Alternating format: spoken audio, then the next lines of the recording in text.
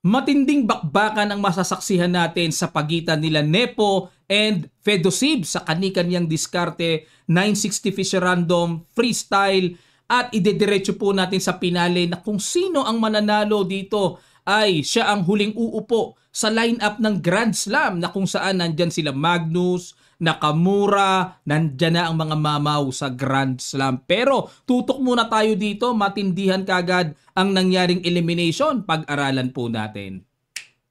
White dito si Fedosib nag D4. Tingnan nyo po yung kanilang randomized position. Iba-iba na naman. Paano kaya diskarte dyan? Pero natural chess lang ang dating yun. D4. D5 naman si Nepo. C3. Ala ko magsi C4 pa rin. Iba na to eh. C3, wala bang mga threat? Wala pa. Nag C6 ba? Gaya-gaya si Nepo Knight B3, Knight B6, F3, F6 din. Aba, ginawang kakatwa ang opening stage. Nag Queen F2, Queen F7 din. Nag E4, nag E5 din. Nako, biru-biruan yata to Close yata tong dalawang to Kumapture sa E5. Ayun, dito na naiba. Kala ko kakapture pa rin sa E4 May pinagkaiba na yan dahil kakapture ang puti doon, dire-diretso, lugi sa palitan. Mawa 1 pawn down dyan ang black. Kaya minabuti ni Nepo na bawiin na lang yung pawn sa E5. At kumapture sa D5, capture, bishop to E3, threat yung knight, knight E6, hindi pinansin yung knight Knight C5, hinamon ang knight, pero teka muna mga kamatsas, alamin muna natin ano ba mangyayari kung capturein yung knight sa B6. Capture, queen takes, o di lamang ng isang pawn. Magkakasling lang. Kasi dito lumalabas, lamang ng isang pawn ng puti, pero buhay ang bishop pair ng black, tapos with good center, at ito yung nakikita ko dyan na paparating. Yung E4 dahil nandyan yung king. So medyo binawi sa positional ang datingan ng pagkalugi ng isang pawn ng black. Hindi napukaw dyan si Fedosib, nag knight C5 siya. Nag-castling na. Knight takes E6, rook takes E6, bishop C5, threat, iwas ang tore, nag-castling na. Rook F6. Ayan, dito po masasabi kong talagang chess na ang labanan kasi pareho nang nakapag-castling. Tama naman ang pwestuhan ng mga tore. Medyo kakaiba lang yung bishop pero almost chess na talaga ang position. Knight E3, E4. Ayan, sa kagustuhan ni Nepo na i-pressure ang queen, mabigyan ng buhay ang diagonal bishop papunta sa white king. Parang okay naman pero binad mo ba ng computer? Ang gusto ng computer ay simple bishop E6 lamang, tamang develop lang at pangangalaga sa sentro. Pero ano meron sa E4? Ayun ang diferensya, naka-bishop D4. Nakapwesto ng maganda ang bishop. Ayun may threat sa tore. Rook F4 umiwas. Kasi kung pupunta dito, may capture na sa E4. Okay, lalaban na, wala na ang pin So Rook F4, maintain lang ang pin sa queen. Queen E2 na bad move naman si Fedosib dito. Ang accurate daw ay Queen to D2. Paano kung kumapture dyan sa F3? Tipong 1 pawn down, mag-G3. Ay, oo, walang pupuntahan ng tore. Wala. O di baka isabay na lang ng F2 para kahit papaano, hindi naman ma-quality down ang black. Takes, takes, takes na dito ay kitang-kita sa evaluation bar na slightly better for white kasi po may isolated pawn ang black sa D5. Problemahin yan. 'Di ba? May nakikita pa ako ditong pagka nakuha yan, kuha yan, D5, tapos may A3, bishop A2 pa akong nasisilip dito. Very weak ang pawn sa D5 sa madaling sabi mga kamatsas. Lugi sa endgame ang black. Kaya queen D2 lang ang tira, pero queen E2 ang ginawa. Ano diferensya? May E takes F3. Hindi makapag-apply ng G3 kasi may tempo threat pa sa queen. Nakadikit. Rook takes F3, rook takes. Ayan ang kinalabasan tuloy. So nagkaroon ng weak isolated pawn ang white. Knight C4. Okay, may threat. So di makapalag ang knight, nakapin. At nag-rook E2, hinay-hinay depensa lang. And nag-bishop F4. Talagang porsigido itong si Nepo na pisilin ang knight na yan sa e3. Nag-king f2, dagdag depensa, nakipag-captura na, and bishop takes pawn. Nakakuha, nakasikwat ng isa. At nag-f4, another bad move by Fedosiv. Dapat daw po ay bishop to c2. Okay, PP na, papunta dun sa b3, then rook d2. Yan po ang nakikita kong, yan ang basa ko dyan sa simple move na yan. Pero, balik tayo sa nangyari, nag-f4, na ang plano naman dito ni Fedosiv, okay, kumain ka ng pawn dyan, di ka naman makakauwi. Nalak. Pero bad move na naman daw. Nag-rook f8. Yun lang mga kamatsas. 1, 2, 3. Blunderations! Nasigawan na naman ni Coach. Woo! Wala na, di na malat eh. Nakakasigaw na. Grabacious na blunderations yan. Dapat daw ang tira mga kamatsas ay pana uli. O di iilag yan. Pupunta sa D2. Pana uli. Bishop G1. Capture. Rook takes E3. Ay, hindi makakain sa D5 kasi may sundot sa ilalim. Yun pala purpose din ng angat Bishop C2 kanina. Lalim din pala ng Bishop C2. O, kung naka Bishop C2, walang check sa ilalim eh. Hindi tuloy makuha yon. So, ito po ay winning for black kasi weak ang F4 and hindi makukuha ng puti yung D5. Mahirap. Okay. Grabacious. Yun pala yon. Pero dahil nag-rook F8 dito si Nepo, mahaba pa naman oras siya. Nag-blunderation siya. Ano kaya dito mga kamatsas ang pinakatimpladong dapat gawin ng puti na natumbukan naman ni Fedosiv? Nakita niya eh. Pakiguess nyo. Sa ilang sandali lang, tutuloy kagad natin. Start.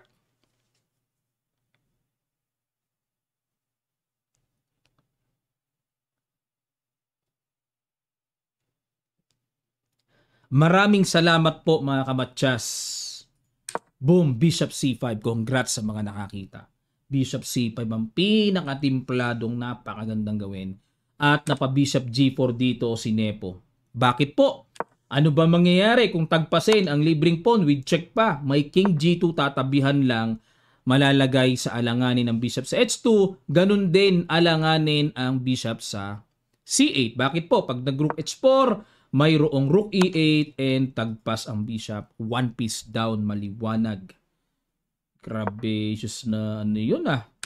Nag-Bishop G4. Ayan, kumounter. Para pag kumapture doon, babawi ng capture sa Rook E2. Pero hindi po natinag dito. Kinapture nga. Bishop takes E2.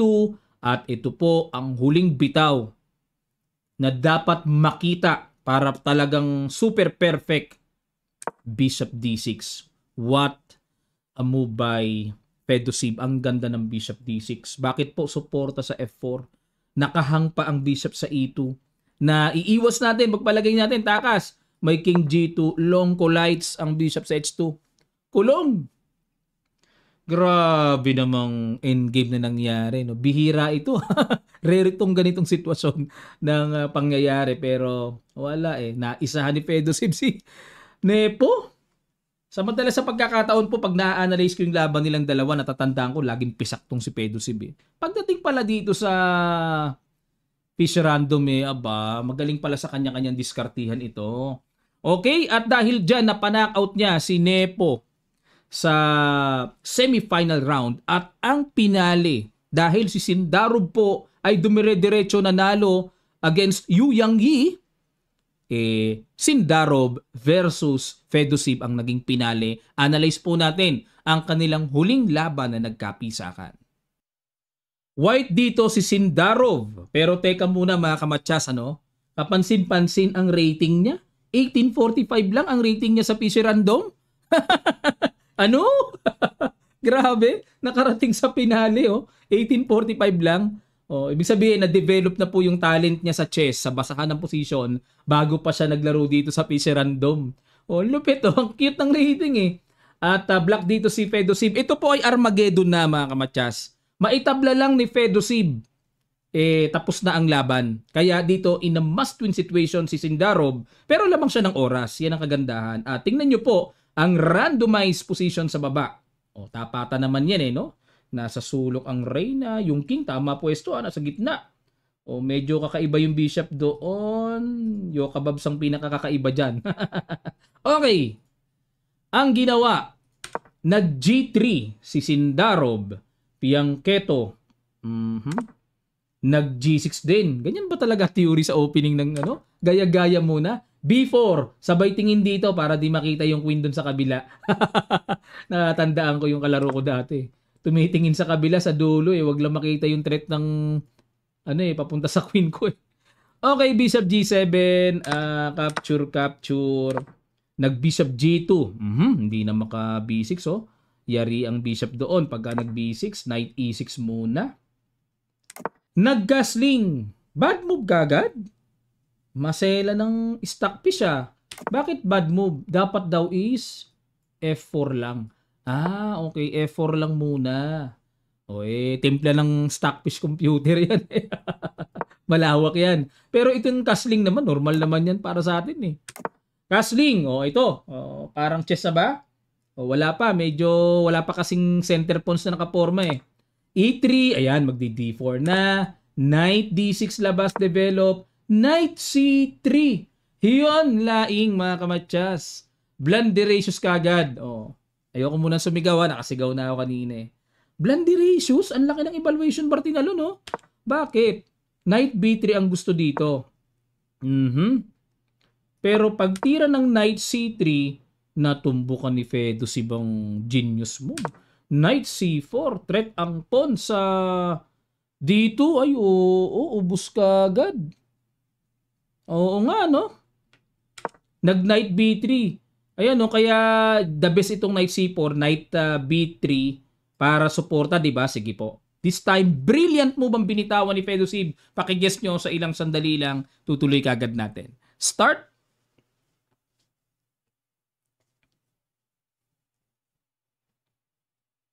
Maraming salamat po mga kamatsas. Ito laman. Bakit good move yan? Nasundan ng brilliant move. Dire-diretso na pala yun. 10 bits yung knight sa B3. Bitin mga kamatsas. Capture. Ayun no. Threat pa yung knight. Threat yung pawn sa C2. Naisahan kagad si Sindarov. Knight E4. Queen C4. Threat ito. Ayan. Pagka ganito ang diskarte, wag namang lubos-lubusing capturein. So, tamang duda rin dito, baka mamaya matirahan ng mga tore, lumabas ang pagkaaktibo ng mga pyesa dahil sa mga pawn na tinatanggal. Okay, kaya iwas tayo sa mga ganun. So, tama lang yung Queen C4 para sa akin. H4, so H5 ang idea, aatake, binarhan, syempre. At nag-A3, iwas na rin sa pitas-pitas, B6. Okay, so para makahinga na yung bishop. At nag-rook C1, depensa sa pawn. A5, Rook B3, takes, and nag C5. Ayan, sumabay dito si Fedusib pero hindi nagustuhan po ng computer ang tirang yan. Dapat daw is Rook FD8. Porma-porma muna ng developments ang gusto ng computer. Pero nag C5, Knight D2, threat sa Queen, Queen E2, pasok, kalikot, Rook D3, depensa muna. Yung queen parang makukulong ah. Kumapture sa B4, wala namang kulong. Pag pumunta dito, bishop F1, may queen G4, takas lang eh, no? Okay, nag E4. Ito na, salbahiski na. Ito na yung paparating, magbi-bishop F3 na. Kasalbahian na yan. Kukulongin na ang reyna. Knight C5. Aba, parang di natinag ah. Bishop F3, todas, kulong. Nakipagsabayan na lang ng ganon. Nakipagsabayan na lang. Bishop D1 pero na bad movean. Dapat daw ang tira ay, ganon, bishop takes pawn. Okay. So, ibig sabihin, tama pa lang pa-queenless kasi lamang pa rin naman eh. Dito raw siguro ang chance dito is for draw pero wala nang ang chance dito, Armageddon, di pwedeng tabla eh. So, bishop D1, knight A2, dapat daw is D5. Okay, pag kinapture, Rook FD8. Ayun. So, Knight A2, G4. Ayan. So, nagpupumilit dito si Sindarov. Punitin para maatake ang king dyan. Pero, accurate daw is capture doon. Pinapakapture talaga, no? Knight C3, threat ang bishop. Queen F3, HG4, Queen G4, and B5. Bad move. Bakit kaya? Okay. Ang basa ko dito kaya gumanyan si Fedosib pag nag-H5 magro-rook B6 mga kamatsas. Okay, para ma-support yung G6. Pasisilipin ng tore. Pero ang accurate daw is simple capture, queen takes D1 and rook B C8. Yan ang accurate move. Okay? So balik tayo sa B5, bishop F3, rook B6, H5, and the rook D6. So threat muna sa knight, istorbo muna, queen G5 suporta, rook F6. Okay? Anong plano ng rook F6 yun? Questionable. Dapat daw po is rook E8. Suporta lang. Okay. Ayun. Kaya pala nag-rook F6, nakita ko na po yung plano para makover yung threat sa E7. Pero hindi raw dapat yan eh. Queen E5. Talaga nangungulit si Sindarov. Hanap-hanap butas-butas. Pero accurate daw is queen C5. Threat yun. Threat din yung pawn. Mas maganda nga naman double attack, no? Queen E5, rook E6, queen G5, capture, takes, queen takes B5. Bad move. Dapat daw ang tira is capture na, capture, and HG6. Pero pupunta daw sa rook E6. Ayun, pag kumapture doon, king takes.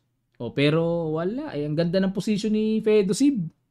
Tabla lang kailangan, Armageddon. Wala, lugi talaga si Sindarov dito. Capture, queen takes B4, king G7, queen D4, and rook D6. So, hanap-hanap ng complications dito. Hanap-hanap complications.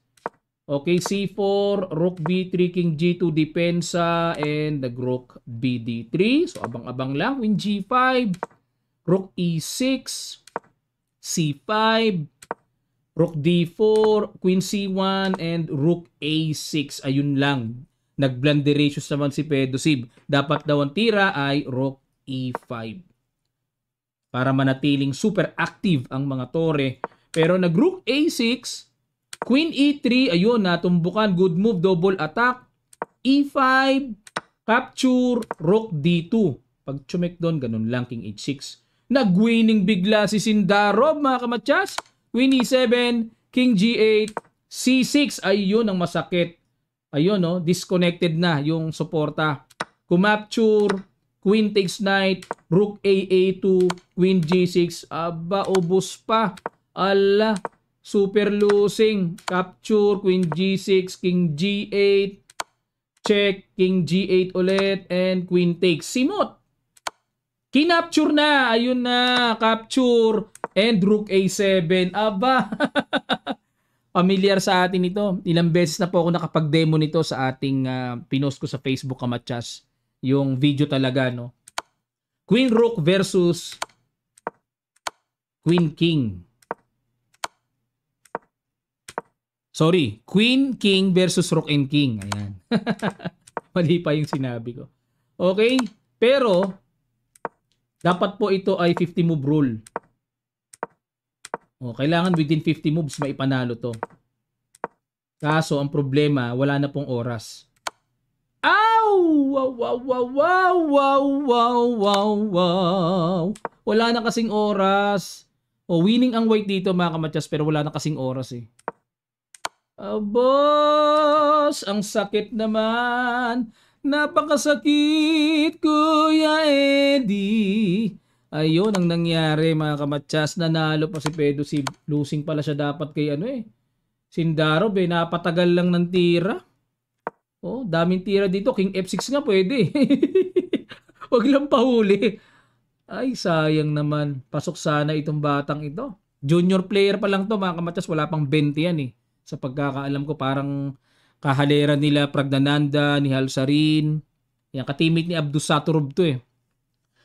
Grabe siya, sayang. At dahil dyan, mga kamatsas, ang huling uupo sa slot ng Grand Slam ng freestyle together with Mamaus, Magnus Carlsen, and Nakamura at iba pa. Ayan, so si Fedosib. Abangan po natin. Bakit wala si Wesley? So ayaw nga pala. Na-eliminate nga pala si Wesley. Round 1 pa lang, no? Kay Lazavic. Grabe, Wes. Sayang, siya pa naman ang first Fischer Random World Champion na dali sa first round. Siguro kailangan magpakainit uli. Babad uli si Wesley sa chess, sa 916, no? Konting babad, parang medyo Baka nabawasan yung time niya sa training eh. Palagay ko lang mga kamatsas. Kayo, ano pong palagay nyo mga kamatsas? Ano ang naobserbahan nyo kay Wesley? Lapag nyo lang po sa comment section below. Ha? Maraming salamat po mga kamatsas. Sana po natuto kayo dito at na-update. At abangan natin ang Grand Slam na magaganap. Malapit na po yun mga kamatsas. Maraming salamat. Magkita-kita pa tayo sa mga susunod pang chess updates.